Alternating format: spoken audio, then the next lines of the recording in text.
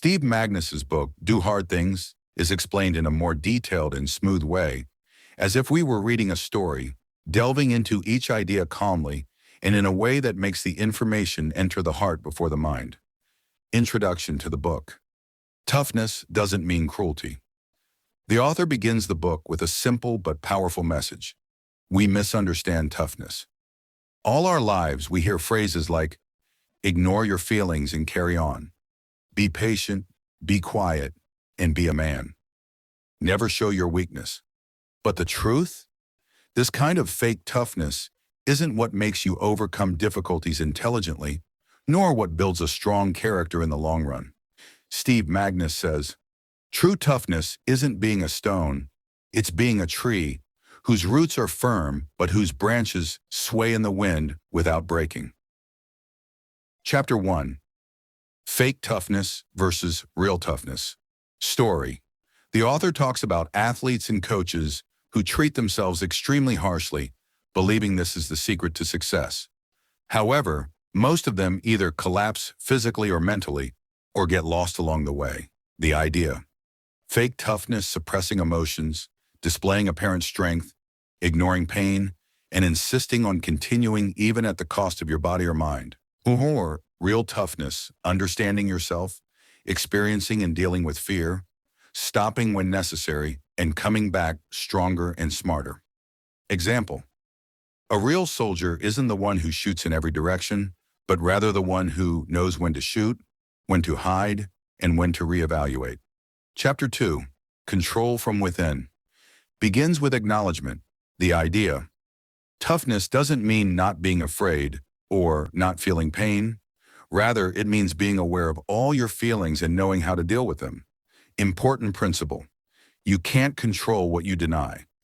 That is, if you deny that you're stressed, scared, or tired, how will you handle it? How will you face it? You won't be able to. Practical application. Take a moment to breathe deeply. Ask yourself, what am I feeling right now? Don't run away.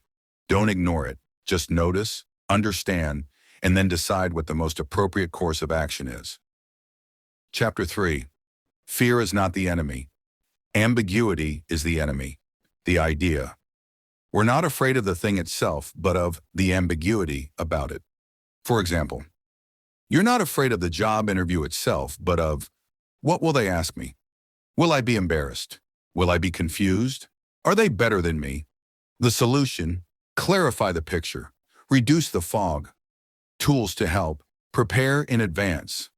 Write down your thoughts and fears. Confronting scenarios mentally. Down. Chapter 4. Smart willpower is better than stubborn willpower.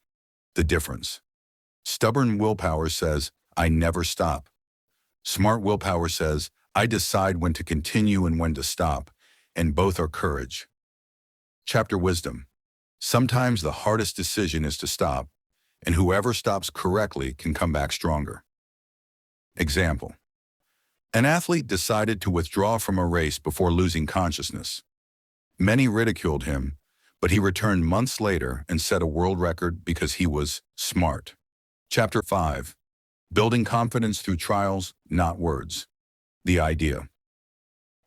Confidence doesn't come from motivational books. It comes from every time you face something difficult and survive. A great description. Confidence is like a muscle. Every time you face a difficult situation and try, even if you don't succeed, the muscle gets stronger. Chapter 6. Vulnerability is a form of strength. Misconception. If I cry, if I admit I'm broken, people see me as weak. Truth. Expressing feelings, asking for help, and facing yourself. These are signs of true inner courage.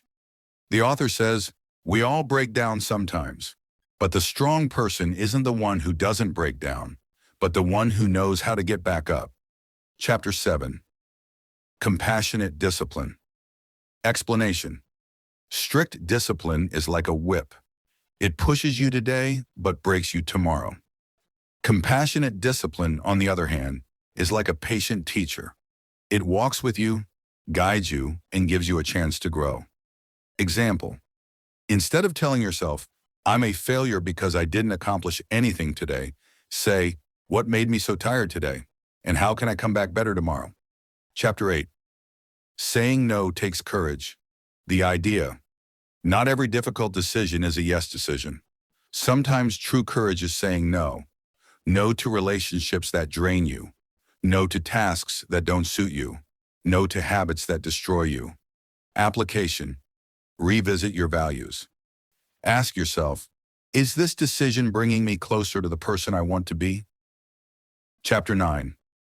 Resilience is built like muscle. Key idea. There is no magic heroic moment after which you become strong. Strength comes from repeated small confrontations, from patience, from getting back up after every fall. A beautiful analogy. You don't become strong because you do something extraordinary once. You become strong because every time you fall, you get up, learn, and try again. Book. Conclusion. Steve Magness wants to reshape our understanding of strength. He wants to tell you, be tough, but gentle.